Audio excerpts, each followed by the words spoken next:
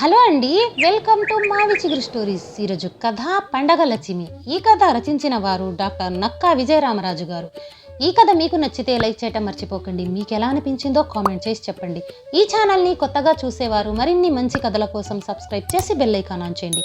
అప్పుడు ఏ కొత్త వీడియో పెట్టినా మీ దాకా వస్తుంది. ఇక కథ మొదలు పెడదాం.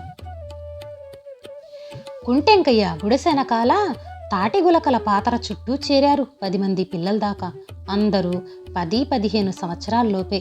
4 రోజుల ముందు కాల్చిన తాటి గులకలు ఎట్టా ఉన్నాయో అన్న ఆతృత ఎక్కువగా ఉంది. బుల్లయ్య పాతర మీదున్న మట్టిని పారతో పెకిలిస్తుంటే సోమయ్య, ఎంకయ్య మట్టి కిందున్న పచ్చి తాటాకుల్ని లాగుతున్నారు. పాతర బయటపడింది. నల్లగా కాలిన తాటి గులకల్ని చూడగానే బంగారు గని దొరికినంత ఆనందం వేసింది వారికి. వాటిని గోనెపట్టా మీద పోశాడు కిట్టయ్య. చుట్టూ మూగిన పిల్లలంతా తలో చెయ్యేసి గులకల పొడిని వలుస్తున్నారు. వారి చేతులు ఒళ్ళు మాసిబొగ్గుల్లా తయారైనాయి. గులకల పొడిలో సుబ్బారావు తెచ్చిన వరి ఊకను కలిపేసిన సాంబయ్య పిల్లలు తెచ్చుకున్న పాత గుడ్డ పేలికల్లో తలో సోలేడు గులకల పొడి పోస్తుంటే బుల్లయ్య వాటి మూతి కట్టి ఇస్తున్నాడు. పిల్లలందరికీ పూల పొట్లాలు అందినాయి. దీపావళి పండక్కి పూల పొట్లాలు తయారు. మసి ముఖాలన్నీ మతాబుల్లా వెలిగిపోయినాయి. ఒక చేత్తో పూల పొట్లం, రెండో చేత్తో మధ్యకు చీల్చిన పచ్చి తాటాకు మట్టా పట్టుకుని కోడిగుడ్డు కాలే గొట్టం కాలే, పప్పుల ఎంకయ్య గుడ్డలు కాలే, గుడ్డల కింద వరాలు రాలే, ఏరుకో ఎంకట సుబ్బమ్మ అని పాట పాడుకుంటూ ఇళ్లకు పరిగెత్తారు పిల్లలంతా. అన్నా, ఆ పాట పాడేది మాపటేలా దీపాలు పెట్టినాక పూల పొట్లాల మీద నిప్పులేసి అవి బాగా కాలినాక గిరాగిరా గుండ్రంగా తిప్పుతూ పాడుతారు కదరా, మరెప్పుడు పాడుతున్నారే అంది సోములు చెల్లెలు బుజ్జి. మనిట్టం, ఎప్పుడు కావాలంటే అప్పుడే పాడతాం అన్నాడు సోములు. కోడిగుడ్డు కాలే గొట్టం కాలే పాట పాడుకుంటూ ఇంటివైపు లగెత్తారిద్దరు. పూల పొట్లాలతో ఇంటికొచ్చిన బుజ్జి సోమయ్య చేతులు ముఖం నిండా బొగ్గుమసే. అమ్మ ఆకలెత్తుంది, తొందరగా రా బూవెట్టమ్మా ఇద్దరూ ఒకేసారి అరిచారు. వాళ్ళ అవతారాలు చూసిన రత్తమ్మకు కోపం వచ్చింది. తొట్టి దగ్గర కాళ్ళు చేతులు కడుక్కున్నారిద్దరు. రాత్రికి కూడా బువ్వ తినలేదు. బాగా ఆకలిగా ఉంది. తొందరగా పెట్టమ్మా. రత్తమ్మ చీర కొంగు లాగుతూ ఏడుపు మొదలెట్టింది బుజ్జి. నాకింకా రాలేదమ్మా, నాన్న బియ్యం తేగానే బువ్వ వండుతాను. అట్టా పోయి ఆడుకుని రండమ్మా. కొంపలో చారడు నూకలు కూడా లేవు, ఏం చేయను? ఏం పండగో పాడు పండగ తిట్టుకుంది రత్తమ్మ. అమ్మా, నేను ఆడుకునే కాళ్ళు పీకుతున్న ఈడే ఉంటా అంటూ వేప చెట్టు కింద గోనెపట్టా పరుచుకుని పడుకుంది బుజ్జి. సోములు ఆడుకోటానికి వెళ్ళాడు. పంతగాని ఈరమ్మ ఇంటి ముందున్న రోటిలో మొక్కజొన్నలు దంచుతున్నారు. భాగ్యం, లంకమ్మ. బుజ్జి పడుకుందనే గాని నీరసం తగ్గలేదు. పిల్లలతో ఆడుకున్నంతసేపు పూల పొట్లాలు కట్టుకున్నంతసేపు ఆకలి తెలియలేదు. ఖాళీగా ఉంటే ఎక్కళ్ళని ఆకలి వేస్తుంది. ఇంటికి ఎదురుగా దంచుతున్న రోకటి పోటులు వింటూనే ఉంది బుజ్జి. కొద్దిసేపటికి పిండి జల్లించి తీసుకుపోయింది భాగ్యం. రోకళ్ళు తీసుకుపోయింది లంకమ్మ. మెల్లగా లేచి రోలు దగ్గరికెళ్ళి బుజ్జి రోటి అడుగున మిగిలిపోయిన పిండిని గీకి గీకి నోట్లో వేసుకుంటుంది. తీయగా కమ్మగా ఉంది జొన్న పిండి. అది అంగిట్లోకే రాలేదు. మళ్ళీ గీకింది, పిండేమీ రాలేదు. అట్లాగే వంగి రోటి గుంటలో తలపెట్టి రోలంతా నాకుతుంది బుజ్జి. పిటేల్మని వీపు మీద ఒక్క దెబ్బ పడేసరికి దిగ్గున లేచింది బుజ్జి. సిగ్గు శరం లేదంటే కుక్కలాగా రోట్లో నాలుక పెట్టి పిండి నాకుతున్నావు సెంబాడిదానా అంటూ ఇంకో 2 తగిలించింది రత్తమ్మ. ఏడుస్తూ ఇంట్లోకొచ్చింది బుజ్జి. గోనెపట్టా మీద పడి నిద్రపోయింది. ఎదవ బతుకులు, ఏం చెయ్యాలి? సచ్చినా బాగుండు. ఆకలి ఆగమంటే ఆగొద్దు. అయినా దాని ఎంత పేనం, నిన్నటి నుంచి గంజి కూడా తాగలేదయ్యే. ఆకలికి ఎట్లా తట్టుకుంటుంది? పెద్దోళ్ల వల్లే కావట్లేదు. అనవసరంగా బుజ్జిని కొట్టినందుకు బాధపడింది రత్తమ్మ. ఇంటి దగ్గర కూర్చున్నా ఏమీ తోచటం లేదు. కుండలు గిన్నెలు ఇంకోసారి వెతికింది. నూకలు మెరికలు ఏమన్నా ఏ కుండ అడుగునన్నా మిగిలుండకపోతాయా అన్న ఆశతో. అట్లా వెతకటం 4వసారి. ఏమీ లేవని తెలిసిన ఆశ చావక పక్కనున్న పుల్లమ్మ ఇంటికి వెళ్ళింది. అక్కడ 2 రోజుల నుంచి పొయ్యిలో పిల్లి లేవలేదు. వరి పొలాల్లో కలుపులు అయిపోయినాక చేయటానికి ఒక్క పని దొరకటం లేదు. రెక్కాడితే గాని డొక్కాడని బతుకులు. కూలీ దొరక్కపోతే డబ్బులు ఎక్కడి నుంచి వస్తాయి? యాడ్ నుంచి తెచ్చిపెట్టాలి పిల్లలకి? పల్లె సగం పైనే ఖాళీ అయిపోయింది. కర్నూలుకు కుండలు కట్టుకుని పొట్ట చేత పట్టుకుని పడమట పోయారు జనం. అక్కడ మిరప పత్తి చేలల్లో ఏదో ఒక పని దొరుకుద్దని, మళ్ళీ వరికోతలు మొదలెట్టేటప్పుడు గానీ రారు. మనం కూడా పడమట పోదాం అంది రత్తమ్మ రాములుతో. కట్టెలు కొట్టడం తప్ప వ్యవసాయం పనులు రాని రాములు రానన్నాడు. పిల్లలకు బడి ఆగిపోద్దన్నాడు. సరేనని ఉండిపోయింది రత్తాలు. పస్తులు తప్పటం లేదు. ఆలోచనల్లో ఉండగానే అంకమ్మ ఇంటికొచ్చింది రత్తమ్మ. ఎర్రజొన్నలు ఎక్కడియే? పిండిని ఎసట్లో పోస్తున్న అంకమ్మను అడిగింది రత్తమ్మ. తోకపాలె నుంచి మా అయ్య తెచ్చినాడత్తా. పీతల చారుతో ఓ ముద్ద తినెల్లయ్యా అన్నా వినిపించుకోకుండా వెళ్ళిపోయాడు. తెడ్డుతో జొన్న సంగటి తిప్పుతూ చెప్పింది అంకమ్మ. ఇంకా జొన్నలు మిగిలినట్టు లేవు, ఉంటే అడగకుండానే ఇచ్చేది. దాని దగ్గర లేనప్పుడు అనవసరంగా అడిగి లేదనిపించుకోవటం దేనికి? అనవసరంగా మాట పొద్దని అడగకుండానే తిరిగొచ్చింది రత్తమ్మ.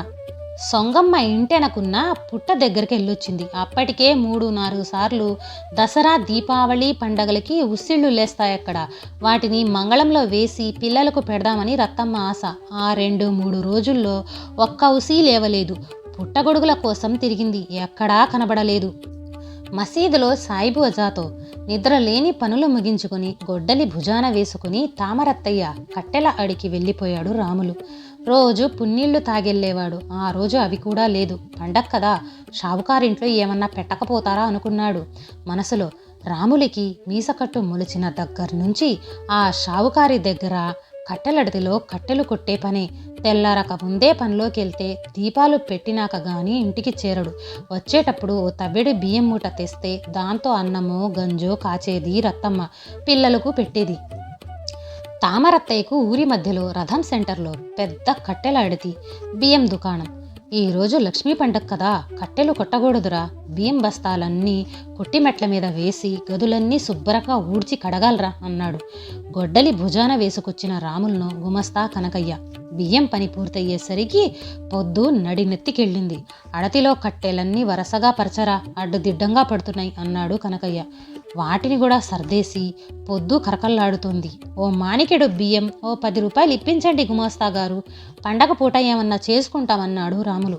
ఆ మాటకు పక్కన లక్ష్మీ బాంబు పేలినంతగా ఎగిరిపడ్డాడు గుమాస్తా. దీపావళి పండగంటే ఏమనుకున్నావురా? లక్ష్మీ పండగరా. పండగ పూట బయటోళ్ళకి డబ్బులు ఇస్తే లక్ష్మి బయటకి పోదు. అయినా అలగా జనానికి ఇట్లాంటివేం తెలుస్తుందిలే అని గొనుక్కుంటూ చెడా మడా తిట్టాడు గుమస్తా. లక్ష్మీ పూజకు మామిడాకులు అరటాకులు తీసుకుపోరా, ఇంకా ఇక్కడే నిలబెడ్డావే అని కసురుకున్నాడు గుమస్తా. మారు మాట్లాడకుండా మామిడి తోటకెళ్ళాడు రాములు. ఆచారి వచ్చేలోగా అరిటాకులు మామిడాకులతో పూజ గదిని అలంకరించాడు రాములు. షావుకారు ఆయన భార్య పూజలో కూర్చున్నారు. ఆయన పిల్లలు కొత్త బట్టలతో వారికి ఎదురుగా కూర్చున్నారు. ఆచారి ఏవేవో మంత్రాలు చదువుతూ వారితో పూజలు చేయిస్తున్నాడు. పంచలో ఉన్న కనగాల చెవిటి సాయిబు మిషను ఆగకుండా సప్పుడు చేస్తానే ఉంది. కొత్త బట్టల కోసం వచ్చిపోయే వాళ్లతో బిజీగా ఉన్నాడు సాయిబు. లేకపోతే ఈ వేళకు కాఫీ తాగటానికి లేచేవాడు సాయిబు. అతనితో పాటు హోటల్కి పోతే కాఫీతో పాటు అప్పుడప్పుడు ఇడ్లీలు కూడా దొరికేవి. రాములు కడుపులోని పేగులు సాయిబు కుట్టు మిషన్ కన్నా ఎక్కువ సప్పుడు చేస్తున్నాయి. పూజ పూర్తయింది. దక్షిణ బియ్యం మిఠాయిలు తీసుకుని వెళ్ళిపోయాడు ఆచారి. అప్పటిదాకా పెరట్లో అంట్లు తోముతున్న యానాది గంగమ్మను, చాకలి వీర్లంకను, మంగలి ఈరమ్మను పిలిచింది షావుకారి భార్య. చక్కెర పొంగల్తో పాటు పిండి వంటలు, అన్నం, కూరలు పెట్టింది. వాళ్ళ బుట్టలు నిండిపోయినాయి. రాములు వరండాలోనే సాయిబు మిషన్ దగ్గరే కూర్చొని ఉన్నాడు. తన్ను కూడా పిలిచి ఏమన్నా పెడుతుందని ఇంటికి పోయి పిల్లలకు పెట్టుకుందామని ఆశగా ఎదురుచూస్తున్నాడు. అంటని పూజ గదిలోకి పిలవలేదు. దేవుని దగ్గర పెట్టిన మిఠాయిలు పెట్టరు, ప్రసాదం పెట్టరు. పూజ గదిలో ఊడటం దగ్గర నుంచి కడగటం, ఆకులు కట్టేదాకా మాత్రం తనే చెయ్యాలి. అప్పుడు అంటూ అడ్డురాదు.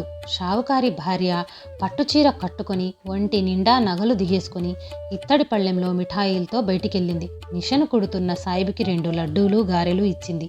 వాటిని కాగితంలో చుట్టి పక్కన పెట్టాడు. షావుకారి కుటుంబం భోజనాలైపోయిన తర్వాత చుట్టాలు స్నేహితులతో సందడిగా ఉందా ఇల్లు. ఏమన్నా మిగిలితే ఇంటికి తీసుకెళ్దామని ఆశగా చూస్తున్నాడు రాములు. ఇంట కాగిన వాళ్లకు వద్దన్నా బలవత్తంగా తినిపిస్తున్నారు. వాళ్ళు తినలేక ఆయాసపడుతూ లేచి చేతులు కడిగేసుకున్నారు. మిగిలిపోయినవన్నీ చాకలి మంగలి యానాది పనోళ్లకు పెట్టేసింది షావుకారి భార్య. వారి బుట్టలు నిండిపోయినాయి. ఇక ఇక్కడుండక లాభం లేదని ఇంటికి బయలుదేరాడు రాములు. అదేంట్రా అప్పుడే వెళ్ళిపోతున్నావు? షావుకారు గారి పిల్లలు టపాసులు కాలుస్తుంటే దగ్గరుండొద్దు అన్నాడు గుమస్తా కనకయ్య. పొద్దు పడమటికి వాలింది. ఇల్లు ముందు అరుగు మీద ప్రమిదలు వెలిగిస్తున్నారు. టపాకాయల మూత అప్పుడప్పుడు వినిపిస్తుంది. చెవిటి సాయిబు మిషన్ కట్టేసి కనగాల బయలుదేరాడు. ఇదిగో రాములు, ఇవి మీ పిల్లలకి పెట్టంటూ మధ్యాహ్నం ఇంటి యజమాని ఇచ్చిన లడ్డూలు గారెలు చుట్టిన కాగితం పొట్లం ఇచ్చాడు. వాటిని భద్రంగా కండువాలో కట్టుకున్నాడు రాములు. ఇళ్ల ముందు ప్రమిదలతో ఊరంతా కాంతి లీనుతుంది. షావుకారి పిల్లలు టపాకాయలు కాల్చటానికి పోటీలు పడుతున్నారు. కాకర పువ్వొత్తులు, విష్ణు చక్రాలు, మతాబులు, లక్ష్మీ బాంబులు, చిచ్చుబుడ్లు ఎన్ని రకాలు కాలుస్తున్నారో. కేరింతలు కొడుతున్నారు. పెద్ద వీధంతా అదే సందడి. పెద్ద గంప నిండా ఉన్న టపాసులన్నీ కాలుస్తున్నారు. ఎన్ని వందల రూపాయలు కాల్చి ఉంటారో మనస్సులోనే లెక్కేసుకుంటూ. ఇంకా టపాసులు కావాలని గోల చేస్తుంటే వెనక స్టోర్ గది నుంచి ఇంకొక పెట్టెడు తెచ్చాడు రాములు. వాటిలో సగం పైగానే కాల్చేశారు షావుకారు, ఆయన భార్య, పిల్లలు. టపాసులు కాలుస్తుంటే ఆనందంగా చూస్తున్నారు. వారి పిల్లల కేరింతలు వారి ముఖాలు మతాబుల్లా వెలిగిపోతున్నాయి. పిల్లలు అలసిపోయారు. ఇంకా చాలండి, మిగిలినవి నాగుల చెవితికి కాలుద్దురు గాని ఈ బుట్ట తీసుకెళ్లి వెనక్కదిలో పెట్టరా అంటూ రాముల్ని కేకేశాడు యజమాని. ఇంటి దగ్గర పిల్లలు కాల్చుకోవటానికి 2 కాకర పువ్వొత్తులు, చిచ్చుబుడ్లు, మతాబులు ఇస్తాడేమోనని ఆశపడ్డాడు రాములు. నిరాశే మిగిలింది. ఊరంతా టపాకాయలతో మారుమోగుతుంది. సామానంతా సర్దించి ఇంటికెళ్ళిపోయాడు గుమాస్తా. టపాకాయల మూతలు తగ్గిపోయినాయి. ఉసూరుమంటూ ఇంటికి బయలుదేరాడు రాములు. రథం సెంటర్లో పోటీలు పడి ఆశాంతంగా తయారు చేసిన టపాకాయలు కాలుస్తున్నారు కుర్రోళ్ళు. ఆ 4 రోడ్ల కూడలిలో జనం ఎటుపోవటానికి వీలు లేకుండా ఉంది. అంతా ఆగిపోయి చూస్తున్నారు. ఆ కూడలిలో కోమటి రాములు కొట్టువారగా నిలబడింది గుడ్డి అచ్చమ్మ. ఆ టపాకాయలకు భయపడి ఎటుపోవాలో తెలియక, ఏందత్తా ఈడ నిలబడ్డావు, ఇంటికేనా అడిగాడు రాములు. ఈ పిల్లగోళ్ళు గంట నుంచి ఎడవకుండా టపాకాయలు కాలుతుంటే ఎటుపోవాలే తెలియక ఈడే నిలబడ్డానయ్యా చెప్పింది అచ్చమ్మ. పండగ కదా, గుడ్డి అచ్చమ్మ బుట్ట నిండిపోయింది. మబ్బులు కీకామండలంగా పట్టినయి. పొద్దుట్నుంచి ఉనుములతో ఉంది గాని వాన లేదు. సన్నగా వాన తుంపర మొదలైంది. వాన పెద్దదైతే కష్టమని బయలుదేరింది గుడ్డి అచ్చమ్మ. ఆమె కర్ర పట్టుకుని ముందు నడుస్తున్నాడు రాములు. సాలీల ఇల్లు, అయ్యంగారిల్లు దాటి చాకలిపాలెం మీదుగా వస్తుండగా చాకలి సుక్కమ్మ కేకేసింది గుడ్డి అచ్చమ్మను. ఈ 4 బూరెలు పలిగోరం తీసుకెళ్ళొచ్చమ్మా అంటూ. వానొచ్చేలా ఉంది, తొందరగా నడువత్తా అంటూ తొందర చేశాడు రాములు. వాన పెరిగింది. టపాకాయలు ఆగిపోయినాయి. ఊర్లో ఇళ్ళన్నీ ప్రమిదల కాంతితో వెలిగిపోతున్నాయి. ఊర్లో సందడి తగ్గిపోయింది. ఊరి పొలిమేర దాటగానే వాన పెద్దదయ్యింది. మాలపల్లిలో సందడి లేదు. ఏ ఇంటి ముందు దీపం వెలగడం లేదు. ఊర్లో జనమంతా టపాకాయలు కాలుస్తూ పండగ చేసుకుంటుంటే పల్లెల్లో జనమంతా నిద్రపోతున్నారు అనుకుంటూ పైకే అనేశాడు రాములు. ఉన్నాళ్లకేరా ఏ పండగైనా, లేనోళ్ళకి ఎండగలే అంది గుడ్డి అచ్చమ్మ. ఇల్లొచ్చేసిందప్ప, మీ ఇల్లు వచ్చేసింది, ఇంకా నేను పొయ్యొత్తా. దీని దుంపదెగ ఈ వాన తగ్గేటట్టు లేదన్నాడు రాములు. ఇంటి అరుగు మీద కూర్చున్న అచ్చమ్మ, అబ్బాయో ఇటరా అయ్యా అంటూ బుట్టలో నుంచి 4 బూరెలు 2 పప్పలు తీస్తూ పండగ పూట పిల్లలకి పెట్టు అంది. బుట్ట నిండా అన్నం ఉంది, పులిహోర ఉంది. అడక్కొచ్చిన అన్నం పిల్లలేం తింటారులే అంది అన్నం తడుముకుంటూ. పల్లెల్లో పిట్ట పీచుమంటం లేదు. రాములు ఇంటికి చేరేసరికి పూర్తిగా తడిసిపోయాడు. ఇంట్లో గుడ్డి దీపం కునారిల్లుతుంది. ఇంట్లో సప్పుడు లేదు. పిల్లలు పడుకున్నట్టున్నారు. నల్ల కుక్క తోకాడిస్తూ రాములు దాని మీద తల మీద చేయి వేసి నిమిరేదాకా అక్కడి నుంచి కదల్లేదు. పిల్లలు పడుకున్నారా బనీను విప్పదీస్తూ అడిగాడు రతమ్మను. ఇప్పుడు దాకా నువ్వు వస్తావని ఏమన్నా తెత్తావని ఎదురు చూసి ఇప్పుడేనయ్యా పడకేశారు. చీకటి పడగానే పూల పొట్లాలు తిప్పుకున్నారు. షావుకారింటి నుంచి ఏమన్నా టపాకాయలు తెత్తావని ఎదురు చూశారు పాపం అంది రతమ్మ.